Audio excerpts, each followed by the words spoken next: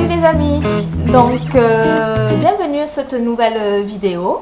Je vais vous parler des rêves prémonitoires. Donc, qu'est-ce que c'est qu'un rêve prémonitoire? C'est quand en fait, pendant la nuit, on rêve et puis ce rêve-là, en fait, prédirait un petit peu l'avenir.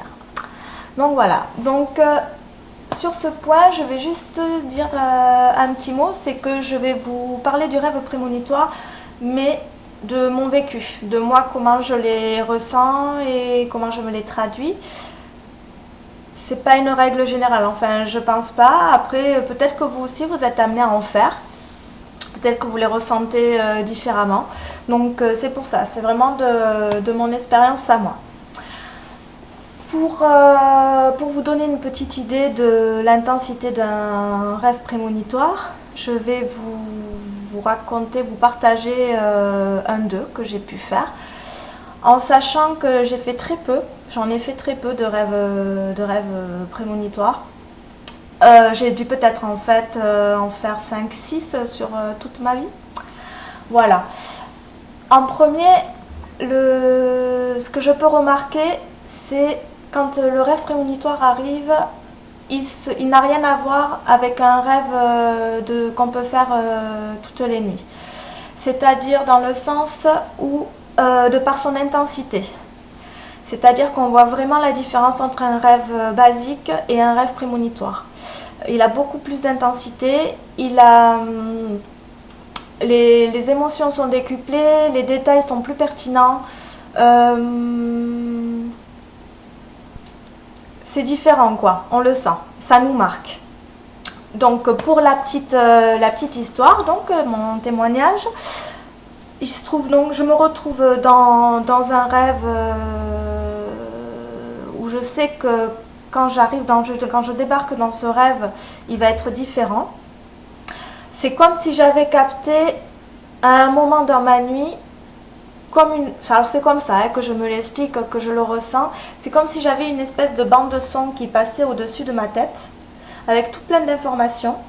Et à ce moment-là, je me propulse dans cette bande, comme une onde radio, vous voyez, comme quand on change les ondes radio, vous voyez. Et bien là, c'est comme si je me mettais sur une onde qui d'habitude ne sont pas claires. Et en fait, je me propulse sur une onde qui devient très claire d'un seul coup, que je capte d'un coup. Et donc, je me propulse là-dedans et tout devient décuplé. Pour revenir à l'histoire, on va y arriver. Donc, je me retrouve dans un avion. Je comprends que c'est un rêve prémonitoire, enfin, pas prémonitoire, mais en tout cas un rêve qu'il va falloir que je me rappelle. Je me retrouve dans le corps d'un homme, assis à sa place, il a une petite fille à côté. J'ai beaucoup de détails qui me viennent. Je peux me rappeler que la petite fille, elle a une parka rose. Je peux me rappeler que lui, il a une espèce de polo blanc avec un pull. Bon, voilà. Et je me retrouve dans cet avion. Et la chose un petit peu souvent qui se passe quand je fais ce genre de rêve, c'est que je suis à la place de cet homme, comme si j'étais dans son corps, et en même temps je suis de l'extérieur, donc c'est à dire que c'est comme si j'avais une double vue. Je suis et de la vue de cet homme, c'est à dire que quand je regarde mes mains, je pense voir mes mains, mais en fait c'est les siennes, et en même temps j'ai la vue extérieure de mon point de vue. Donc ça aussi c'est troublant, et c'est là qu'on se dit ça c'est bizarre, je ne suis pas dans un rêve normal. Donc du coup on est dans cet avion, tout se passe bien, tout ça, tout le monde s'installe, et puis à un moment, de mon point de vue extérieur, je vois en fait toute la carlingue, la cabine, ou je sais pas trop comment on appelle ça dans les avions, là où on s'assoit, je vois les espèces de parois se mettre à vibrer assez fortement. Et ça, à ce moment-là, donc les personnes se préparent pour décoller. Et à ce moment-là, les gens dans l'avion ne le captent pas, personne. Ça continue à vaquer à leur occupation normale, quoi. Et moi, par contre, de ma vue extérieure, je me dis, c'est bizarre, il y a quelque chose qui n'a pas l'air qui va pas se passer, qui va pas se dérouler normalement. Et j'ai l'impression, j'ai une très forte impression d'avion pas usé mais mal révisé, mal entretenu. J'ai ça qui me vient. Hop, je repasse dans la vue de l'homme. Et là, donc, le décollage s'opère. On se retrouve donc en haut dans le ciel. Et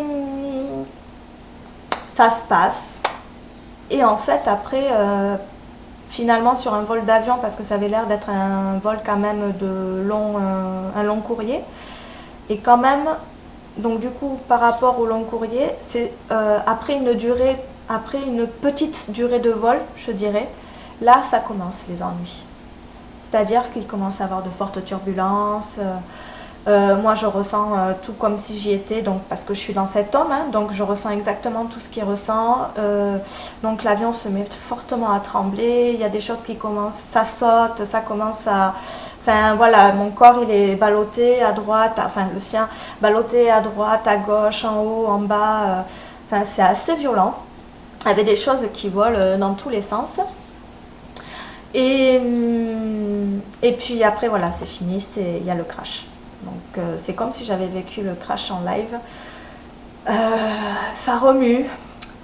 Je capte aussi par le hublot que le temps n'est pas très bon, qu'en fait il se crache dans l'eau et voilà.